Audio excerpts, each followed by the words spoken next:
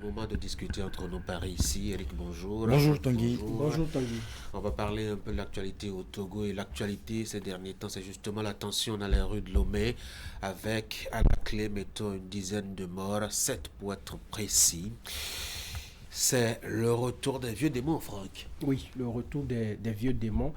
Et cette situation qui prévaut à Lomé au Togo, c'est à mon avis, une accumulation, disons, de mécontentement, de conditions qui ont fini par exacerber, disons, le peuple togolais qui a donné de la voix à travers des jeunes qu'on a vus très furieux. Les images ne sont pas du tout bonnes et une répression assez sanglante de la part des forces de l'ordre. Je dois dire que c'est, disons, le résultat, la conséquence directe de la gouvernance du pays depuis plusieurs années qui se trouve aux mains d'une seule famille et qui en a fait sa propriété pratiquement et qui aujourd'hui, disons, est en train de poser des actes qui déclenchent ces mouvements d'humeur dans les rues de Lomé. Vous avez vu qu'il a fallu, malgré tous les ressentis que les populations ont depuis des années, depuis Eyadema et jusqu'à Fort Yassimbe, en tout cas, ils ont pu les maîtriser, mais il a fallu quelques petits dérapages pour déclencher. Ça veut dire que il y avait une colère qui était couvée là, qui attendait patiemment, en tout cas, l'élément déclencheur. C'est une situation assez déplorable. Les conditions socio-économiques également, les conditions de travail des jeunes, le manque d'emploi et tous les problèmes que nous connaissons aux pays africains, ajoutés à cette dépendance-là dans laquelle on veut les maintenir depuis des années, je pense qu'ils en ont maintenant un peu marre et ils ont voulu s'exprimer. Il y a eu des manifestations par le passé, mais j'ai vu des jeunes plutôt très déterminés, malgré l'arrestation de certains parmi eux, malgré les moyens déployés par les forces de l'ordre pour les mater, ils étaient prêts encore à affronter, à aller jusqu'au bout. C'est vrai que le mouvement est circonscrit dans certaines parties du pays, notamment à Lomé, mais c'est comme ça que ça commence et pour s'étendre à d'autres localités, à d'autres zones, et après ça devient un peu enfin des mouvements qu'on n'arrive pas à maîtriser. C'est une situation assez préoccupante et dans la suite certainement on va voir que ça préoccupe les organisations. C'est vrai, c'est assez préoccupant ces événements qui se déroulent à Lomé. Nous voyons ces images sur les réseaux sociaux. La façon dont la police réprime ces manifestations à 100, et je pense que à la date d'aujourd'hui on dénombre déjà des décès et si je ne me trompe pas un ou deux de nos compatriotes aussi. Oui, c'est ça. Justement. Et vraiment il faut se poser assez de questions. Franck l'a relevé, c'est sans doute une série de frustrations qui a poussé donc les Togolais justement à sortir dans la rue. Mais je pense que la rue n'est pas la solution. Parce que quand ça se passe comme ça, nous savons qui paye véritablement le prix le plus fort. Ce sont des citoyens, parfois des gens qui n'ont rien à voir avec ce qui se passe. J'ai vu des images où des gens qui sont sur leur moto tranquillement en train de circuler, mais qui se font quand même arrêter par la police parce que bon, on pense peut-être qu'ils font partie de ceux qui sont en mouvement. Donc, on n'arrive jamais à comprendre, à saisir la façon dont il faut justement réprimer ces genres de situations. Donc, la rue n'est pas la solution. Si le peuple togolais dans son ensemble estime qu'il y a un problème de gouvernance au sommet de l'État et qu'il faille véritablement changer de système, je pense qu'il faut prendre à date les prochaines élections pour pouvoir justement manifester son mécontentement. Le système a changé aujourd'hui, est devenu un système législatif où avec une majorité, le président fort peut toujours continuer à être l'homme fort du Togo. Alors, il suffit donc justement de faire en sorte que aux prochaines élections législatives, cette majorité justement soit tombée. Je le dis justement pour la sécurité des vies, je le dis pour la sécurité de la personne humaine. Voilà, parce que en face, quand vous voyez les ordres qui sont donnés à ces soldats de réprimer à la façon dont nous verrons ces images, je me dis, est-ce que quelque part, on n'est pas en train de payer le prix le plus lourd, le sacrifice le plus lourd, et finalement pour quel résultat? Parce que justement, est-ce que les autorités togolaises sont attentive à ce qui se passe dans les rues, dans la logique de changer les choses, dans la logique de parti jusqu'à ce niveau? Je pense que ça ne va pas être possible facilement. Donc, c'est malheureusement ce que nous observons dans nos États où la longévité des présidents à la tête de certains pays peut pousser des citoyens justement à manifester, et en retour justement ces citoyens sont réprimés dans le sang, à la limite à la mort. C'est pas la première fois, hein? Est-ce que ça a de chances de prospérer, Franck? Oh, une chance de prospérer, ça dépend. Ça dépend de comment les autorités vont gérer par la suite, disons, ces mouvements de mécontentement que nous observons. Mais vous voyez, les jeunes appellent beaucoup plus à une rupture avec un système qui a longtemps duré, qui est perçu comme une dynastie ou figé sur une seule image. Il y a des gens qui sont nés, qui ont toujours connu Yassingbe comme président et qui continuent d'en trouver. Des gens sont nés, ils sont peut-être qui ne sont plus de ce monde. Donc, à un moment donné, ils se disent, il faut une alternance à la tête de l'État. Et ça ne vient pas, on ne sent pas cela venir. Donc, du coup, on a envie Il y a eu alternance. Dernièrement, on a eu quand même un nouveau président qui a prêté serment et qui a tout... Enfin, je me dis que... Il y a eu alternance. Oui, vous voyez la peine et puis les mots que vous cherchez pour parler d'alternance. Alternance doit sortir avec une certaine aisance. Mais vous avez parlé d'alternance. Et quelqu'un a dit sur les réseaux sociaux, fort président hier, fort président aujourd'hui, fort président toujours. Ouais. Ça veut dire qu'on a fait, disons, on a trouvé une formule pour tripatouiller un peu les tests pour rester encore au pouvoir, pour s'éterniser. Non, ce n'est pas ce que veut la démocratie. La démocratie, c'est de laisser les populations exprimer leur vœu, de confier le pouvoir politique à celui qu'ils veulent. Vous voyez, lorsqu'on met on forge un système, et c'est entre vous que vous désignez la personne. Qu'est-ce qu'on fait de la voix des populations? Qu'est-ce qu'on fait de l'aspiration des populations? On les bafoue, et à force de les bafouer, l'appel à la démocratie, l'appel à une certaine liberté dans le choix des dirigeants. Je peux décider de vous confier, disons, la gestion du pays, vous Tanguy ou à Eric. Donc les populations, on doit pouvoir leur donner la latitude de le faire. Et quand ça ne se fait pas, il y a certains qui ne supportent pas. Ceux qui sont épris des principes de bonne gouvernance, des principes démocratiques, qui veulent voir leur pays dirigé par des fils qui ont des compétences, mais qu'on confie à une seule famille depuis des années, je crois que ça pose problème et ça ne peut donner que ce que nous voyons. C'est vrai, la solution n'est pas dans la rue, mais ces populations ne voient pas le bout du tunnel. Pendant longtemps, ils ont réclamé, peut-être, quand vous allez à Lomé, moi, jusqu'à ce que les manifestations soient déclenchées, je vois un peuple plutôt docile, un peuple qui ne veut rien que le pain, la paix. Mais avec ces mouvements, je me suis rendu compte qu'il y a anguille sous roche. Et si on ne fait rien, c'est une bombe à retardement qui, en tout cas, ne sécurise même pas la sous-région. Quand ça va commencer là-bas, on ne sait pas. Nous partageons des liens avec ce pays-là. Nous avons beaucoup de compatriotes là-bas. Donc, vous voyez, on n'a pas intérêt à ce que ça capote là-bas. Notre souhait, c'est que, on trouve des solutions légales à ces genres de situations. Mais la loi, qu'est-ce qu'on en fait?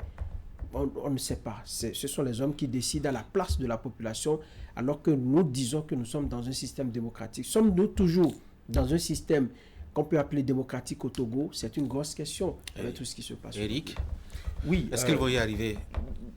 écoutez, je ne voudrais pas souhaiter la fin du régime par la rue, justement, pour qu'on ne trouve pas que nous sommes en train, justement, de faire l'apologie de la rue. De faire l'apologie de la rue ou d'apporter notre soutien, Bon, ou d'apporter au moins, notre Tessie n'est soutien plus là. aux mouvements Enfin, qui je sont dis en Tessie, cours. comment il s'appelle l'ancien président de la Moretti, Moretti n'est plus là. Que, il n'est plus là. ou que nous sommes en train d'apporter notre soutien aux mouvements qui sont en cours à donner.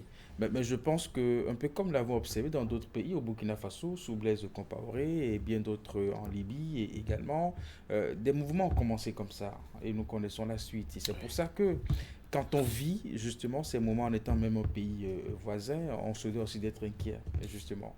Et souhaiter que, même si les autorités togolaises ne sont pas prêtes à accorder la totalité de ce que demandent les manifestants, qu'on engage quand même un dialogue pour apaiser les esprits, pour apaiser les cœurs. Qu'on engage quand même un dialogue qui puisse montrer que entre manifestants et autorités, on s'écoute, on essaye quand même de voir dans quelle mesure on peut faire avancer les choses sans forcément brûler les pneus, sans forcément tirer les gaz lacrymogènes, sans forcément taper sur les, les citoyens. Quand ça se passe comme ça, je pense qu'il y a un dialogue qui s'impose pour que les choses n'aillent pas véritablement dans tous les sens. Et ça, ce sont les autorités togolaises qui doivent prendre cette initiative justement pour apaiser, pour entrer en discussion avec les partis d'opposition qui sont en train de manifester. Et je pense que la chose, elle est possible dans ce sens-là. Après, il faut aussi savoir quelle ambition il faut afficher. Le système fort, pour moi, n'est pas prêt justement pour partir de cette façon de la tête du pays. Et c'est d'ailleurs pour ça que le signal a été donné pour que ces mouvements soient réprimés, de sorte à ce que la consigne soit donnée à toute personne qui voudrait prendre le risque de manifester dans la rue. Et vous voyez, les policiers ne se contentent pas de rester sur les grands axes. Ils rentrent même parfois dans les rues, Ah oui, dans les rues, du porte-à-porte. Donc, il y a un message clair qui est donné. Écoutez, il y a quelqu'un à la tête du pays qui continue pas à être l'homme fort du pays. Donc, gare à vous. Et donc, quand ça se passe comme ça, on se retrouve dans un contexte très tendu où on n'a pas un moyen de s'écouter, justement. Et je pense que pour nous qui sommes pays voisins, et qui ont une longue tradition de culture, d'amitié, de solidarité avec le peuple togolais, nous ne pouvons qu'appeler au calme et à ce que les deux parties puissent trouver un terrain de dialogue pour que les discussions soient engagées entre ce que les opposants demandent et ce que les autorités peuvent accorder. Appeler au dialogue, appeler peut-être à l'apaisement. En tout cas, c'est l'option que la CEDEAO a faite, même si elle est venue un peu tardivement. Vous avez lu le communiqué de la CEDEAO? Oui, le communiqué de la CEDEAO, j'ai décelé 3 points.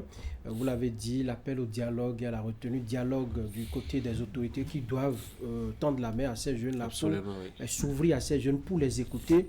Et la retenue également dans le rang des jeunes. Parce que quand vous détruisez les édifices publics, lorsque vous vandalisez ce que vous avez vous-même participé à ériger, c'est-à-dire c'est avec les sous des contribuables qu'on a construit tout dans les rues de Lomé. Ce n'est pas les sous de Yadema ou de Fort qui sont en train qui ont servi à construire cela. Ce sont vos sous et quand vous les détruisez, vous allez en souffrir plus tard.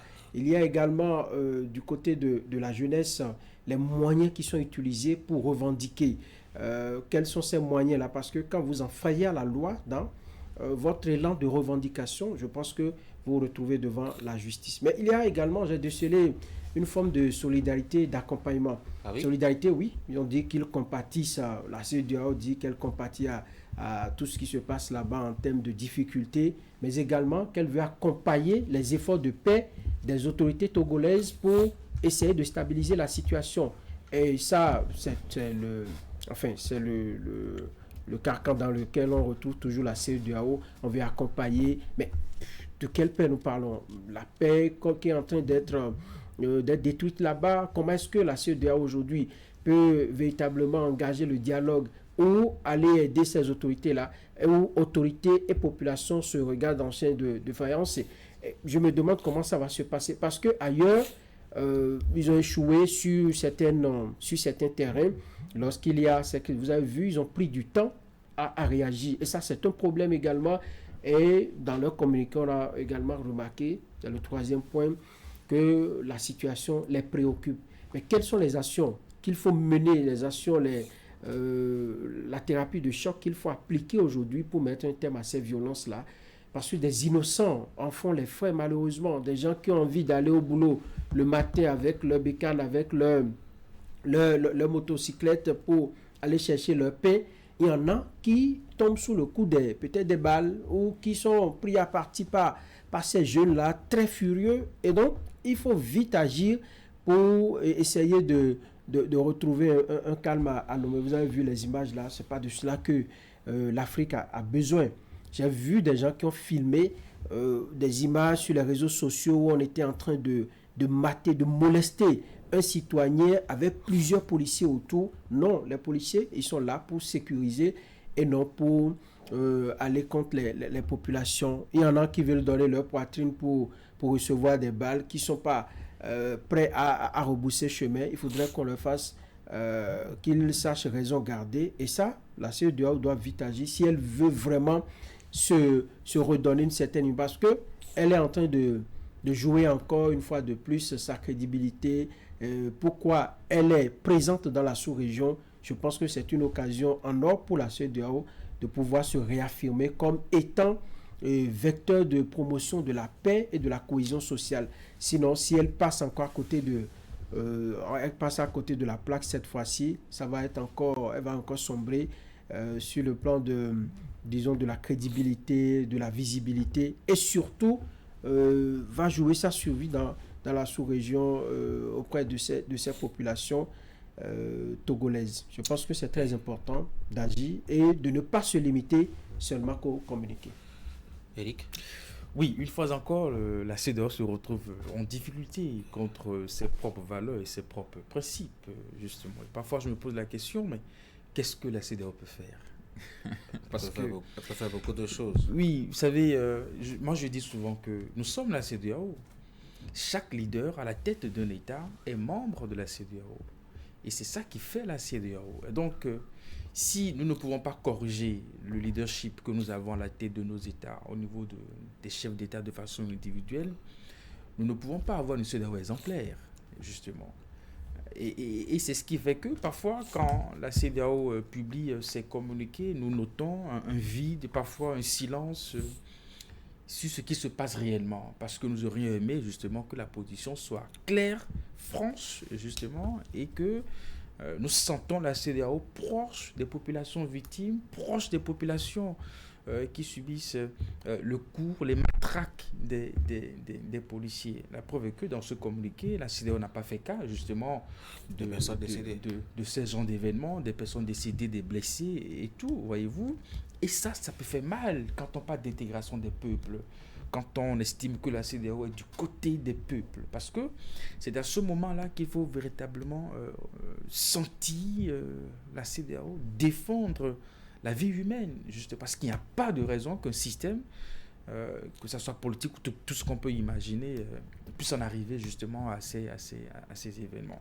J'aurais aimé d'ailleurs même que, parce que ce qui se passe aujourd'hui a tout à fait un lien avec la façon dont la Togo a fait sa transition d'un régime présidentiel rapidement vers en régime, je dirais, législatif, où aujourd'hui c'est le Parlement avec la majorité qui désigne voilà. Donc on aurait pu à ce moment-là peut-être alerter en demandant aux autorités rapidement de prendre contact avec les forces vives de la nation pour que des discussions soient engagées afin de préserver justement la vie. Malheureusement, on couvre ça de la loi. Cela n'avait pas été fait. Au sein des États, est-ce que la CEDEAO est habilitée? Cela n'avait pas été fait. À intervenir dans le vote des lois. Tout ce qu'ils font, ces dirigeants qui veulent tripater, qui veulent s'éterniser. Peut-être que la CEDEAO a pensé que tel que les choses s'étaient passées par le passé, c'était avec l'approbation des citoyens du peuple togolais, que cela a amené justement le président Faure à passer du président de la République à président du Conseil des ministres, tout ce que vous voyez. Donc aujourd'hui, nous avons la preuve du contraire, que au sein de l'opinion, il y a peut-être une partie de Togolais qui ne partagent pas du tout la façon dont les choses se sont déroulées, et aujourd'hui, la conséquence, c'est ce que nous voyons justement dans les rues. Alors, j'espère vraiment que la CEDEAO pourra à nouveau saisir l'occasion d'engager des discussions assez franches avec les autorités togolaises pour que le calme revienne dans les rues de Lomé, pour que nous n'assistons plus justement à tout ce qui se passe. Mais je pense qu'une fois encore, la responsabilité en réalité de la CEDEAO, elle est lointaine. Il faut voir au niveau, à l'intérieur de chaque État, quelle est la qualité de la gouvernance politique, quelle est la qualité des leaders que nous avons à la tête de nos États, qui doivent poser des actes qui sont justement à la lumière des valeurs et des principes de la CEDEAO. Et c'est ça qui va faire justement une CEDEAO forte. Si nous avons des chefs d'État qui, chaque jour, on ne sait pas encore ce qui va se passer en Côte d'Ivoire, quand ça va mal se passer, on va encore appeler la CEDEAO. Notre compatriote Théodore Olo est là-bas, va nous demander certainement. Quand ça va mal se passer, il est là-bas en tant qu'envoyé spécial. Première mission, il est à la tête d'une première mission de la CEDEAO. Ah, d'accord. Il va certainement nous donner des nouvelles très bientôt. Allez, le temps est parti, hein, oui. Donc, j'en appelle donc à la conscience de nos leaders qui doivent véritablement jouer leur rôle. Et qui doit faciliter aussi la tâche à cette organisation de pouvoir aussi jouer un rôle. Si les leaders posent des actes qui mettent en difficulté la CEDEAO, je pense que la CEDEAO devient victime. Elle n'est plus responsable de ce que nous observons dans nos États.